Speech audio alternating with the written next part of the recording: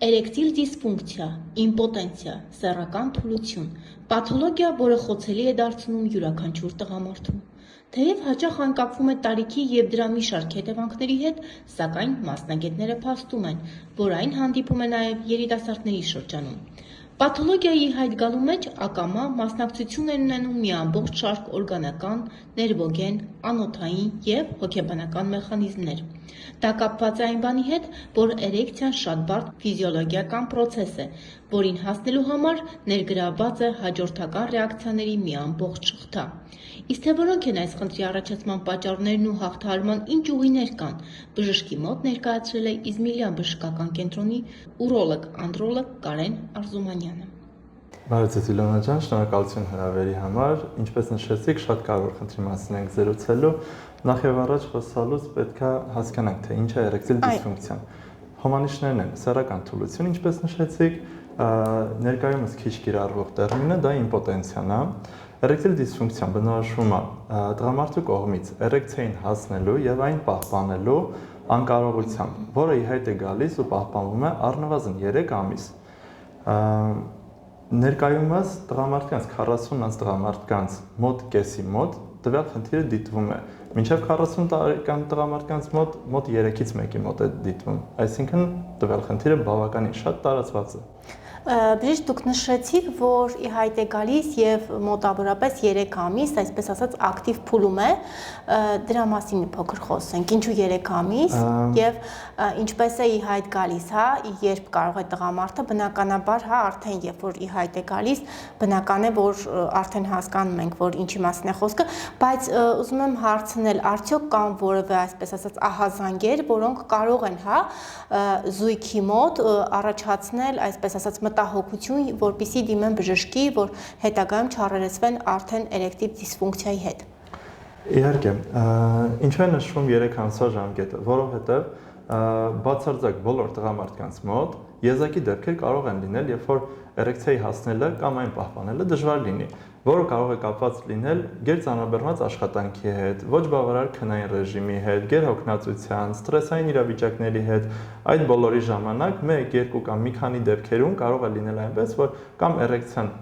լիարժեք չլինի, կամ այն չհերիքի լիարժեք սեռական ակտ ունենալու համար։ Դրանից պետք չէ վախենալ, պետք չէ մտահոգվել եւ միանգամից վազել բժշկի մոտ։ Նշվում է 3 ամսվա ժամկետը, որպեսզի հասկացի, որ խնդիրը պետք է կայուն լինի։ Եթե 3 ամսվա ընթացքում պարբերաբար խնդիրը լինում է, դա նշանակում է, որ կա էրեկտիլ դիսֆունկցիա եւ նոր այդ ժամանակ պետք է դիմել բժշկի։ Խոսենք ռիսկի գործոնների մասին։ Ռիսկի գործոններից ամենահաճախ հանդիպողը դա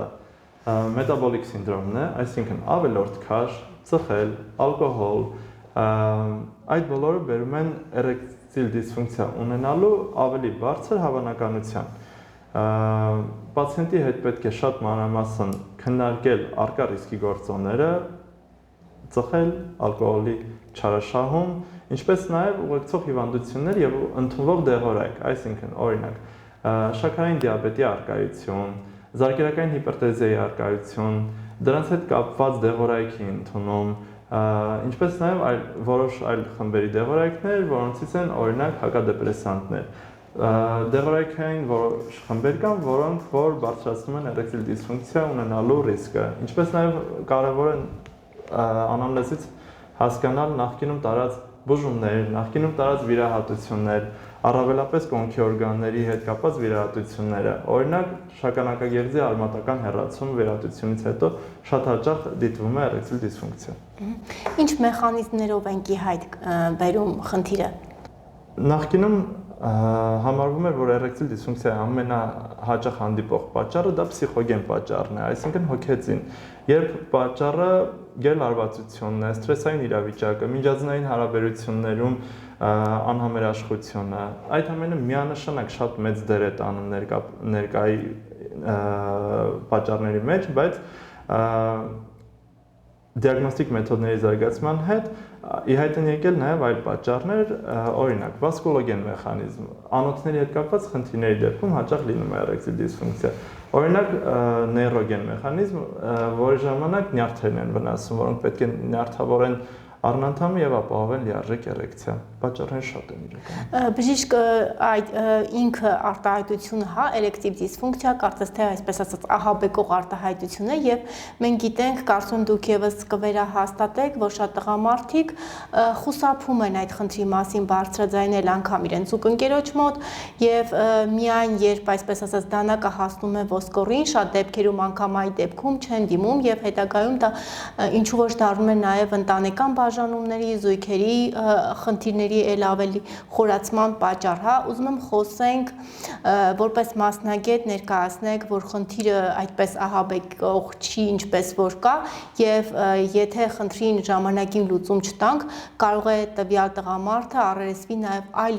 առողջական խնդիրների հետ։ Միանշանակ համաձայն եմ ձեր հետ, ինչով ահաբեկող չէ խնդիրը, նրանով, որ մեծամասամբ խնդրի կարգավորումը մեծ մաս դեպքերում ընդհանրապես կախված է պացիենտի ապրելակերպից։ Մի քանի խորհուրդ ենք տալիս ֆիզիկական ակտիվություն ավելացնելու, քաշ իջացնելու, վնասակար սովորությունները քչացնելու կամ դադարեցնելու հետ կապված եւ միգուցե կեսից ավելի պացիենտների դեպքում այդքան 1-2 ամսվա ընթացքում հերիք է լինում, որպեսզի խնդիրը կարգավորի բավական երկար ժամանակով։ Այստեղ այս խնդրի պարագայում շատ կարևոր դեր ունի զուգընկերոջ վերաբերմունքը տվյալ խնդրին։ Այսինքն կլինի դա պացիենտի կինը, թե ընկերուհին, պետք է շատ ուշադիր լինեն ձևակերպումների մեջ, գնահատականների մեջ, հաճախ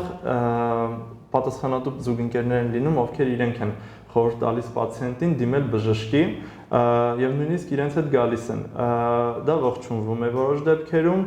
զուգընկերոջ դերը շատ մեծ է։ Բժիշկ, տեսեք, այ զուգընկերուհին կամ կինը, հա, ինչպես բոլոր տեղերում փաստորեն կանայք են քաջալերողները, այս դեպքում դոմինանտը կինն է, հա, տեսեք, կինը կամ զուգընկերուհին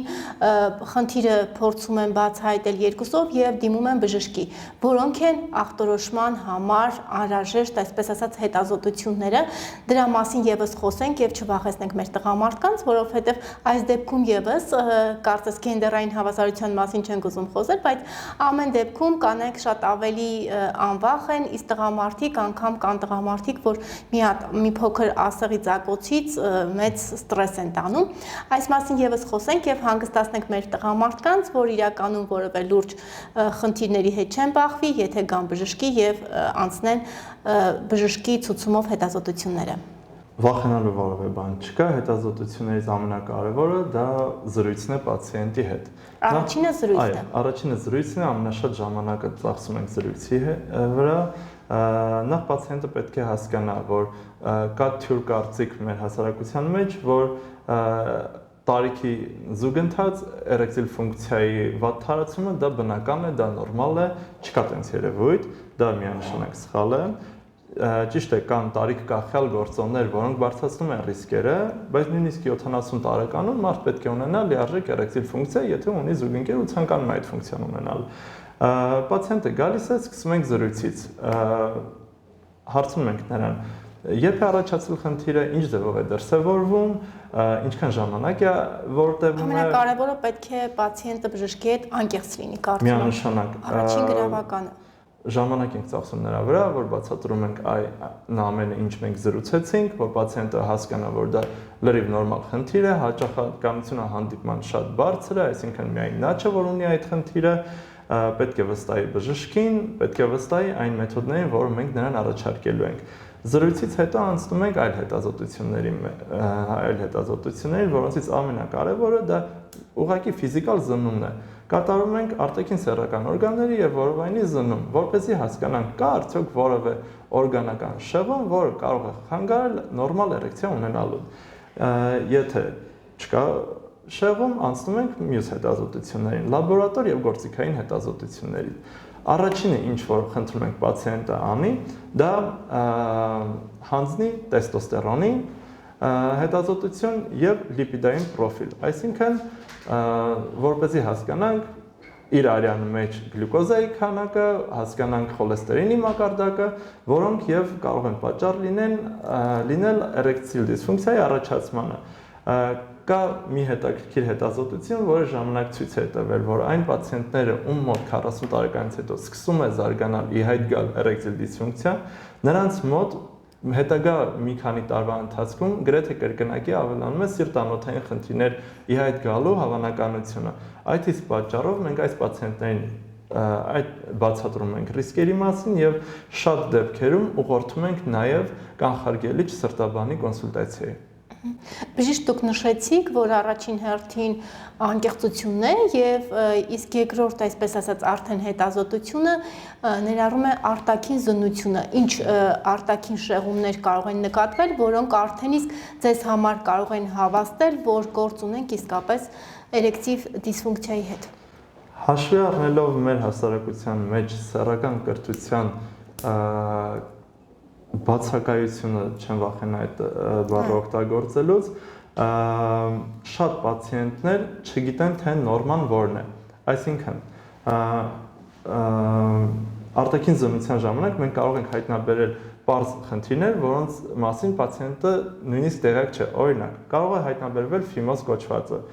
որի դեպքում առնթամի գլխիկի մերկացումը դժվարացած է, մաշկը դժվար է հետ քաշում։ Կարող է լինել կարճ սանձիկ,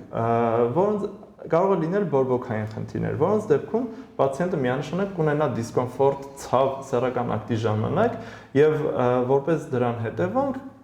կունենա ցածր ցանկություն, քիչ արտահայտված ցանկություն սեռական ակտի հանդեպ եւ սեռական հարաբերության ընթացքում դիսկոմֆորտ ու ցավ կունենա, որը կդրթի նրան հաջորդ անգամ չցանկանալ հարաբերություն ունենալ կամ դժվարություն լինի հարաբերության ժամանակ։ Բժիշկ նաև ժառանգական նախատրամադրվածության մասին ժառանգական ֆակտորը այստեղ որևէ դեր ունի։ Ուղիղ համեմատական որևէ դեր կդժվարանամ ասել էրեկտիլ դիսֆունկցիայի զարգացման եւ ժառանգական նախատրամադրվածության հետ, բայց հարակից խնդիրների պարագայում, օրինակ շաքարային դիաբետ, զարկերակային հիպերտենզիա, դրանք ունեն ժառանգական նախատրամադրվածություն, որը եւ տրամաբանորեն կարող է կապակցված լինել հնարավոր էրեկտիլ դիսֆունկցիայի առաջացման հետ։ Բժիշկ եւ չչարաշահելով մեր տղամարդկանց համբերությունը, խոսենք ի վերջո բուժման մասին։ Բուժման ամենակարևոր մասը պացիենտն է եւ նրա զուգընկերը։ Բուժումը սկսում ենք բացառելով կամ նվազեցնելով առնվազն վնասակար սովորությունները, կարգավորելով ապրելակերպը, որը օգնում է թե ֆիզիկական մարզվածության մակարդակի բարձրացմանը, օգնում է թե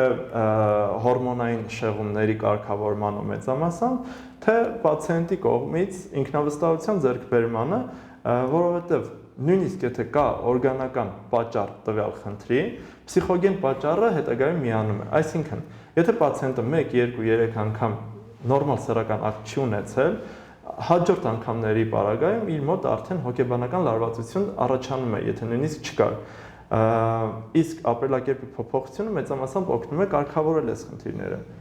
Խորհուրդ ենք տալիս մարմնամարզություն, սննդակարգի կարգավորում, ավելորդ քաշի նվազեցում, ծխախոտի օգտագործման նվազեցում։ Եթե այս ամենը չեն օգնում, նոր անցնում ենք հաջորդ մեթոդներին։ Սկսում ենք դեղորայքային թերապիայից։ Դեղորայքները մի քանիսն են, դրանց խումբը գրեթե նույնն է։ Դեղորայքը մեզ լրացուցիչ օգտակարություն է ցուցաբերում, օգնում է անոթալայնացում ապահովել եւ արյան մատակարարումը մեծացնել դեպի առնանդամ, ինչով եւ հեշտանում է էրեկցիայի process-ը։ Շատ պացիենտներ կան հարցնում են դեղորայքը ընդունելու ժամի հետ կապված։ Հաճախ ժամը իրականում ուղիղ համեմատական կապ չունի սեռական ակտը սկսելու հետ, եթե նշանակված է բուժումը կուրսով, կարող են ընդունել թե առավոտյան, թե երեկոյան, ընդունելուց հետո գնալ աշխատանքի, որովհետև իրենց դիսկոմֆորտ տվյալ դեղորայքը չի առաջացնում, դեղորայքի ազդելու համար, էրեկցիա առաջանալու համար անպայման պետք է արտաքինից գրգիր, այսինքն պետք է սիրախավ զուգընկերոջ հետ տրամադրվածություն սեռական ակտ ունենալու համար, որից հետո նոր հարաբերությունը կարող է սկսվել։ Բժիշկ եւ մի հարց, որը մեզ տվել էին մեր հետևորդները, խնդրել էին հնչեցնել, տեսեք, կարող է առողջ տղամարդը, սեռական կյանքով առողջ ապրող տղամարդը այս սեռական խթանիչներ օգտագործելու դեպքում հետագայում արդեն բախվի էրեկտիվ դիսֆունկցիայի հետ, սա կարող է նպաստել։ Միանշանակ կարող է նպաստել մի քանի մեխանիզմով, որոնցից ամենակարևորը դա փսիխոգեն, այսինքն հոգեկան կախվածությունն է դեղորայքից, պացիենտներ կան, ովքեր 1-2 անգամ օգտագործել են, տեսել են, որ միանշանակ դեղորայքով ավելի լավ է լինում էրեկցիան հարաբերության որակը լավ է լինում, հետագայում իրենց մոտ սկսում է կախվածություն զարգանալ եւ մտածում են, որ իսկ եթե չօգտագործեմ, միգուցե խնդիր ունենամ, ու այդ պարագայում օգտագործում են։ Հոգեբանական։ Այո, հոգեբանական ֆակտորը շատ մեծ է այս պարագայում։ Խորհուրդ ենք տալիս, եթե կարիքը չկա, միանշանակ չօգտագործել։ Ու մենք բուժման ընթացքում էլ պարբերաբար դեղորայքը հանում ենք կամ դոզան նվազեցնում ենք։ Այնքան մինչև պացիենտը կզգա, որ առանց դեղորայքի նորմալ սեռական ակտ ստացվում է ունենալ։ Բժիշկ, դուք ամբողջ զրույցի ընթացքում կարմիր գծով կարծես թե նշում եք, որ ամենակարևորը առաջին հերթին շատ արագ դիմել, հա, խնդրի այսպես ասած մոտ լինելու դեպքում արագ դիմել բժշկի։ Ես ուզում եմ խոսենք անդառնալի հետևանքների մասին, երբ մատների արանքով ենք նայում խնդրին կամ գուցե ամաչում ենք կամ վախի զգացողություն կա կամ չգիտեմ ընտանեկան խնդիրների հետ կապված որոշակի դիսկոմֆորտի հետ կապված խնդիրներով պայմանավորված չեն դիմում, հա, բժշկի ինչ հետևանքներով է հղի եւ արդյոք այս շատ ավելի ուշ փուլում հայտնաբերելու դեպքում խնդիրը հնարավոր է այլևս խնդրին լուծում չտրվի։ Իրականում ինչքան երկար է տևում խնդիրը, այնքան կարգավորելը ավելի դժվար է լինում։ Ցանկալի է պացիենտը հնարավորին շուտ դիմի, բայց հնարավորին շուտը ոչ շուտ, քան 3 ամիս։ Որոշ դեպքերում լինում է, որ պացիենտները դիմում են մի քանի տարի հետո, ու այդ պարագայում այո, ավելի դժվար է լինում վերականգնումը։ Ես նշեցի ընդամենը առաջին շարքը բուժման, որ դեղորայքային եւ ապրելակերպներ, դրանից հետո գալիս են արդեն այլ մեթոդներ բուժումների, հատուկ դիվայսների օգտագործում, առնանդամի կավերնոզ մարմիններում սրսկումներ, ամենավերջում, որը հաճախ կիրառվում է հետվիրահատական էրեկտիլ դիսֆունկցիաների պարագայում, կարող է կիրառվել նույնիսկ պրոթեզավորում առնանդամի, որը բավականին բարդ վիրահատություն է, բայց ամենաբարդ դեպքերում օգնում է պացիենտներին վերադառնալ իրենց բնականոն կյանքին։ Այ դուք նշեցիք, որ ապրելակերպը ուղիղ ազդեցություն ունի սեռական թուլության հետ, սննդակարգը ինչ ազդեցություն ունի։ Շատ մեծ ազդեցություն ունի, կախված է ոչ միայն սննդի ընդունման տեսակը, այլև հաճախականությունը եւ գրաֆիկը, թե ինչ գրաֆիկով են սնվում պացիենտները, երբեմն նույնիսկ լինում են դեպքեր, երբ որ խորհուրդ ենք տալիս դիետոլոգի կոնսուլտացիա ու ոչ միայն տղամարդուն, այլև զույգին ենք խորհուրդ տալիս, որպեսզի կարողանան կարգավորել սննդակարգը։ Եվ քանի որ դուք եւս ձեր խոսքում վերահաստատեցիք բժիշկ, որ իրականում հայկական մենթալիտետում կարծես թե այս սեռական առողջության, սեռական դաստիարակության մասին խոսելը տաբու է, գուցե այս պահին էլ մեր հետևորդներից մեկը որոշի, որ կին ու տղամարդ խոսում են այսինչի մասին, չմտածելով, որ երկուսս էլ մասնագետ ենք, ես հանրությանը ներկայացնում եմ խնդիր, որ իսկ դուք բժիշկ եք, որը վաստում է խնդրի վերացմանը, ուզում եմ այդ մասին խոսենք, թե ինչ խնդիրներ կարող է առաջացնել այդ վախերը եւ մենթալիտետի հետ կապված խնդիրները։ Միանշանակ մենք մենթալիտետի հետ խնդիր ունենք։ Նախ պացիենտները պետք է կարողանան իրենց զուգընկերոջ հետ շփվեն, հասկանան խնդրի առկայությունը, խնդրի էությունը, որտեղ մեծամասամբ եթե կարողանան իրենց զուգընկերոջ հետ այս խնդրի մասին զրուցել, շատ պացիենտներ մինչև մեր սենյակ չեն էլ հասնի։ Խնդիրը կկարգավորվի մինչ բժշկի դիմելու փուլը։ Քանի որ մեր հասարակության մեջ ընդունված է, որ տղամարդը ուժեղ է, ինքը պետք է խնդիր չունենա, խնդիր ունենալու պարագայում ինքնուրույն պետք է այդ խնդիրը կարգավորի, դրա համար շատ դեպքերում չեն դիմում։ Կամ մտածում են, որ տարիքային նորմա է, այսպես էլ պետք է լինի, բացարձակ չէ։ Մի վախեցեք, մի կաշկանդվեք, դիմեք, ընդամենը մեծամասամբ մեկ այցով այս խնդիրների մեծ մասը կարգավորվում է։ Շնորհակալ եմ բժիշկ։ Շնորհակալ եմ այս փակ թեմայի մասին մանրամասը եւ մասնագիտական զրույցի համար։ Շնորհակալ եմ։ Շնորհակալություն, հաջողություն ձեզ։